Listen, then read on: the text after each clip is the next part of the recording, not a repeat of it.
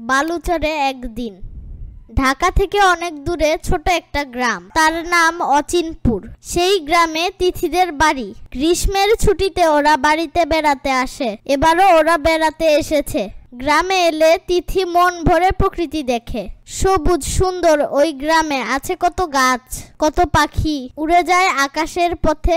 সুপারি গাছের সারির মধ্য দিয়ে উকি দেয় সকালের সূর্য। গ্রামের পাশ দিয়ে বয়ে গেছে নদী। নাদের চাচা বলেছেন নদীর চরে পাখিদের মেলা বসে। তিনি একজন জেলে, মাছ ধরতে চলে যান একেবারে মাছ নদীতে। ওখানেই তিনি দেখেছেন শত শত পাখি। নৌকার মাঝি গণেশ কাকা বলেছেন পাখিরা মাছ ধরে, সাদা বকগুলো চুপ করে বসে থাকে, মাছ দেখলেই খপ করে ধরে। তিথি এসব গল্প শোনে, মনে মনে ভাবে আহা যদি আমিও যেতে পারতাম। গণেশ কাকা বলছেন একদিন আমাকেও নিয়ে যাবেন। এক সকালে গণেশ কাকা সত্যি নৌকা নিয়ে হাজির। বাবা বললেন চলো ঘুরে আসি। নদীর তীর ধরে নৌকা চলছে। দূর থেকে দেখা যাচ্ছে মসজিদের মিনার, দেখা যাচ্ছে গ্রামের বাজার, বটতলা, মাঠ, মন্দির। একটু পেরোতেই চোখে পড়ল কুমারপাড়া। নৌকায় উঠলেন বাবার বন্ধু মধুপাল। তিনি মাটি দিয়ে শখের হাড়ি বানান। রঙিন হাড়িগুলো দেখতে খুব সুন্দর।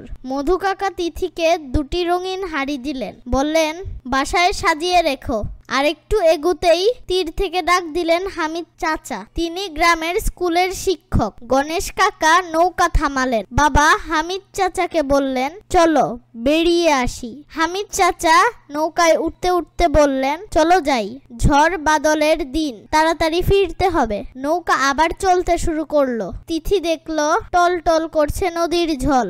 ভয়ে ভয়ে সে নদীর জলে হাত দিল। কি শীতল!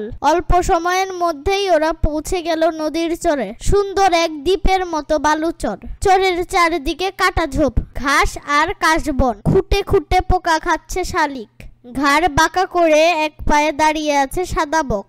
নল খাগড়ার ঝোপে চুপচাপ বসে আছে মাছরাঙা। হঠাৎ পূব দিক থেকে উড়ে এলো এক ঝাঁক পাখি। গণেশ কাকা বলেন ওই দেখো গাংচিল। তিথি চিৎকার করে উঠল বাবা কি সুন্দর! চরের পশ্চিম দিক থেকে কে যেন এগিয়ে আসছে। আরে আরে, এ তো দেখি নাদের চাচা। তার ঝুড়ি ভর্তি মাছ, পাবদা, পুঁটি আর একটা মাঝারি আকারের বোয়াল। তাজা মাছগুলো এখনো নড়ছে। তিথি অবাক হয়ে মাছ দেখলো। নাদের চাচা সবাইকে দুপুরের খাবার দাওয়াত দিলেন। গণেশ কাকা বললেন ফিরতে হবে। হামিদ চাচা আকাশের দিকে তাকালেন। তিথি দেখলো উত্তর পূর্ব আকাশে মেঘ জমেছে। নদীর বুকে ঠান্ডা বাতাস বইছে। সবাই নৌকায় উঠে পড়লো। গণেশ কাকা দ্রুত বৈঠা চালালেন।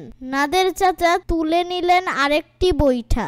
দুজনে নৌকা বেয়ে ছুটে চললেন গ্রামের দিকে। তীরে পৌঁছতে না পৌঁছতেই শুরু হলো ঝড়। তিথি ভাবতে লাগলো পাখিগুলো এখন কি করছে। আমরা এখন শব্দার্থ দেখব। উকি দেওয়া, আড়াল থেকে দেখা, মিনার, দালানের উঁচু চূড়া, বাদল, বৃষ্টি, চর, নদীতে তৈরি হওয়া বালুময় ভূমি, নল খাগড়া, নলের মতো লম্বা ঘাস।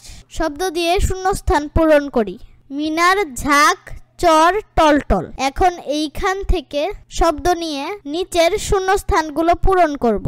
নদীর জল টলটল করছে। মসজিদের মিনার থেকে ভেসে আসছে আজানের ধ্বনি। পানি কমে যাওয়ায় নদীতে চর পড়েছে। গাছের ডালে এক ঝাঁক পাখি বসে আছে। ডান পাশ থেকে শব্দ নিয়ে খালি জায়গায় পূরণ করি। ডান পাশে শব্দ আছে নদীর পানি, সাদা বক, সকালের সূর্য, পাখিদের।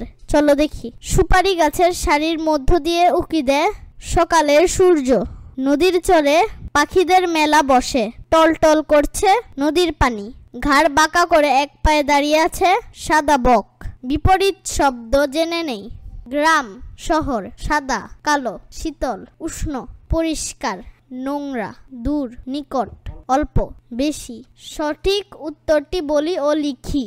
তিথির গ্রামের নাম অচিনপুর। নদীর চরে পাখিদের মেলা বসার কথা বললেন নাদের চাচা। মাটি দিয়ে শখের হাড়ি বানান মধু কাকা। নল খাগড়ার ঝোপে চুপচাপ বসে আছে মাছরাঙা। যে ঘটনাটি আগের, তিনি দাওয়াত দিয়েছিলেন কুমারপাড়া। কুমারেরা যেখানে একসাথে বাস করে। শখের হাড়ি, ছবি আঁকা রঙিন হাড়ি, দ্বীপ, চারদিকে পানি দিয়ে ঘেরা ভূখণ্ড। মুখে মুখে উত্তর বলি ও লিখি। গ্রামের প্রকৃতি তিথির কেমন লাগে? গ্রামের প্রকৃতি তিথির ভালো লাগে। নৌকায় করে তিথিরা কোথায় গেল? নৌকায় করেও তিথিরা বালুচরে গেল। নাদের চাচার ঝুড়িতে কি কি মাছ ছিল? নাদের চাচার ঝুড়িতে পাবদা, পুঁটি আর একটা মাঝারি আকারের বোয়াল মাছ ছিল। তিথি কেন পাখিদের জন্য ভাবছিল? ঝড় বৃষ্টি হওয়ার কারণে পাখিদের নিয়ে ভাবছিল। ঝড়ের সময় পাখিরা কি করে? ঝড়ের সময় পাখিরা নিরাপদ জায়গায় আশ্রয় নেয়। বিরাম চিহ্ন বসাই। তিথি গ্রামে বেড়াতে এসেছে। দাড়ি হবে। কি ঠান্ডা হাওয়া। এখানে আশ্চর্যবোধক চিহ্ন হবে। তিথি কোথায় থাকে? এখানে প্রশ্নবোধক চিহ্ন হবে। গণেশ কাকা বললেন ফিরতে হবে। এখানে গণেশ কাকা বললেন পর্যন্ত কমা হবে। ফিরতে হবে, শেষে দাড়ি হবে।